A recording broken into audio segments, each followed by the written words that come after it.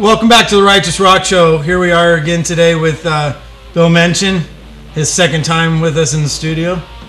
How you been? Well, you know, it could be better, could be worse. I'm still standing. Excellent, excellent. What's been going on? What have you been working on? You know, a lot of super secret, uptight stuff. At the request of management, I ended up really kind of reworking a bunch of older tunes from Redeemer and Rev 7.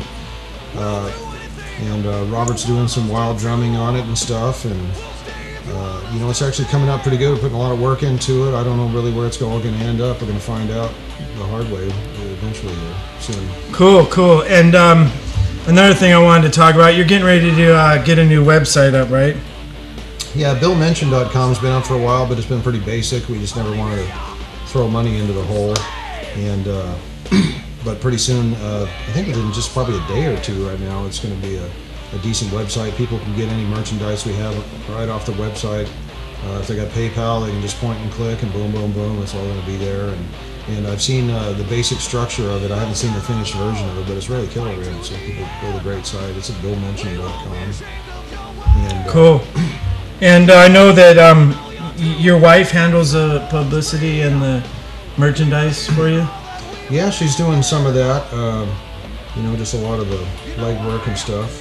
And that's, we'll put that up. That's P.O. Box 32021, Las Vegas, Nevada, 89173. Or email at, how do you pronounce that? TerryDeTorres@gmail.com. That's TerryDeTorres.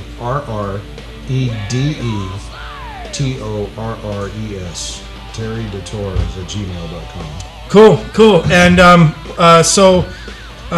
what's it like? When did you and Robert meet, and how's that whole thing been going? Well, actually, it's kind of hard to believe we've already known each other for 15 years. You know, time is unfortunately flying by way too fast. But we've had a lot of fun. We met in 1996. He was just kind of hanging around our group for a little while. We had that group Titanic. We were actually playing some gigs, and he came by to see us a couple of times. And the group kind of drifted apart, and so Robert was around, and some of the guys were around. We ended up doing a few demos and stuff, and not a lot, didn't do too much, And I think we played like one show with him somewhere, and a few years later, fast forward up to around 2005, Retroactive Records had me putting a couple of new records together, and Robert was around. He lived in Vegas at that time, which is where he lives now, not too far from me. And since then, we've played a whole bunch of stuff together. He's on almost everything I've done. There's a few albums that he's not on, but you never know. He might put them on theirs one of these days. Cool, cool. And that brings us to, what, you want to come jump in on this interview, Robert? Me? Yeah. Yeah. I'd love to. Cool. All right. Okay. Drummer man. All right. I'm back. He has to play his own drum roll just to enter. Yeah. We'll try to throw something in, maybe some audience applause, and some whistles. Whatever you like, man.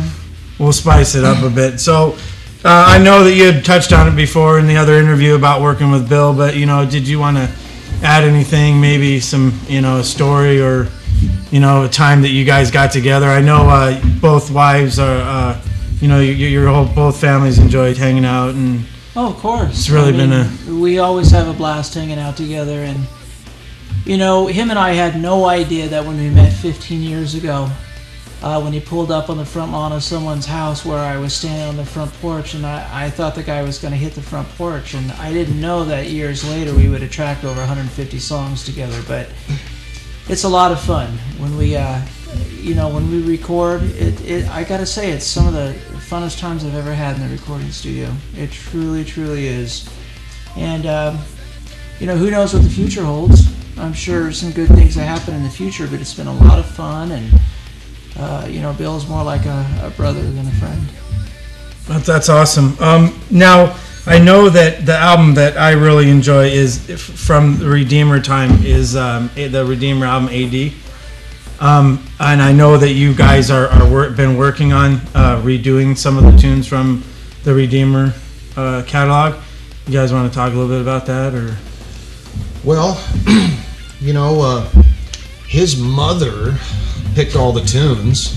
And you know, I looking at the list of tunes that she picked, she was right. You know, she picked all the best ones. Looking back on it, and so I just said, yeah, you know, just point and click. And she gave us a big list of stuff, and I kind of got the, you know, tracks in some shape. And Robert came in and beat the heck out of my drums, and you know, it's coming out really good. We've been putting a lot of work into it. I'm not sure where, you know, it's all going to end up and what God's going to do with it, but we're just, you know, sowing some seeds of faith there, I guess, with guitars and drums. You know, I gotta say, my mom is a great manager.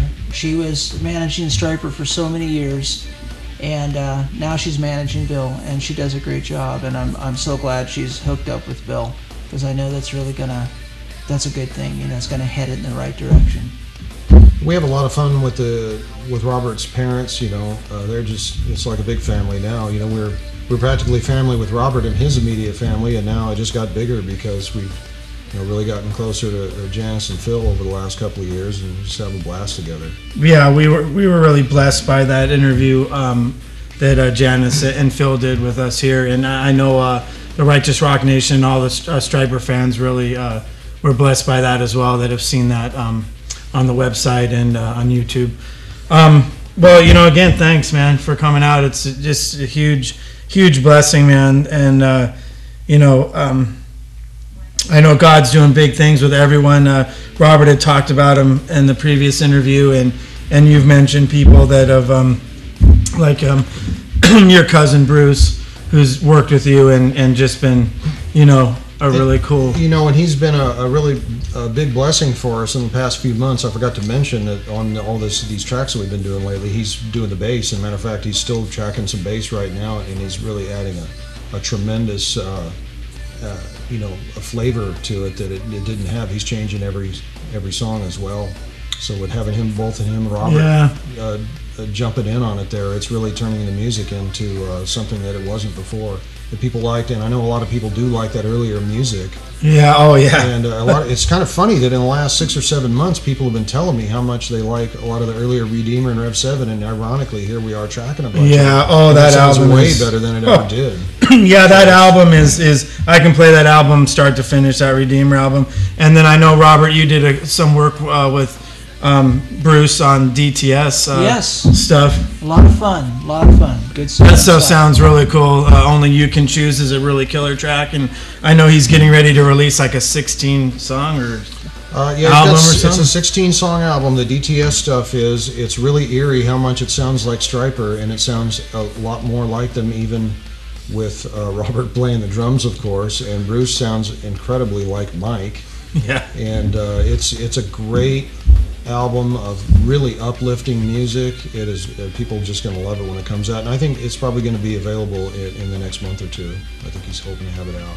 Cool. We're cranking out the family of musicians here, getting ready to crank out a lot of tunes. If you could say one thing out there to all the young aspiring musicians out there, what would be the one thing that you could say, the thing that you found out wasn't always so great, or you know, maybe what it was built up as wasn't always necessarily what it comes to be? Is there one thing that you could say, like, you know, hey, you know, keep it in the house, keep it close to your heart, or I mean. Well, you know, music is a lot tougher than a lot of people think that it is. It's a hard job, it really is. But if it's something you love from the heart, do it with all the passion that you have, and do it to the best of your ability. Try to be as different as you can, and you know what?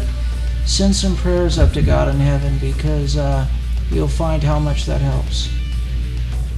Yeah, it really does. And you know, and even if you're going to hit your cheeks, you got to do it musically. Sure. Like of course. Skillfully. That was pretty creative, as a matter of fact. This guy's full of that kind of stuff. Well, you just never know what's going to come next. Well, we'll just keep rolling with the film then. You know, if I was going to give advice to anybody that was going to play anything,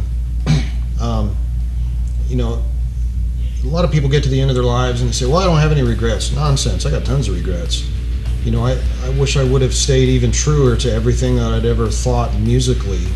Not just spiritually, but musically, and playing music.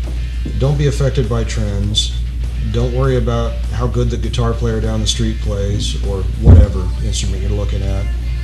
Find an instrument that you love and play it the way that you love it and stick with it. And don't worry about the trends because they all come and go. Just like clothing, music comes and goes. And right now we're kind of in a strange place in history where I don't know if there's any one dominant music on the scene really, that people are just listening to everything and anything. And just find something you like and do it, and just stick true to it, and don't be intimidated by other people. Yeah, it sure is a big change, like Robert was sharing about how they went in and they retracked some tunes from the past, and the technology is unbelievable now, you know.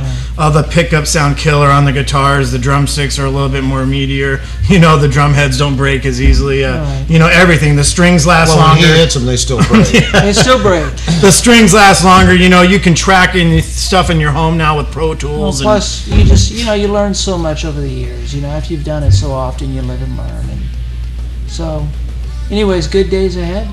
Definitely. And again, appreciate it, Bill and Robert, for coming out to the show. And second time for you, Robert, and we're hoping many more times for both of you and you too, Robert, as well. Okay, buddy. Thank you. Thanks again.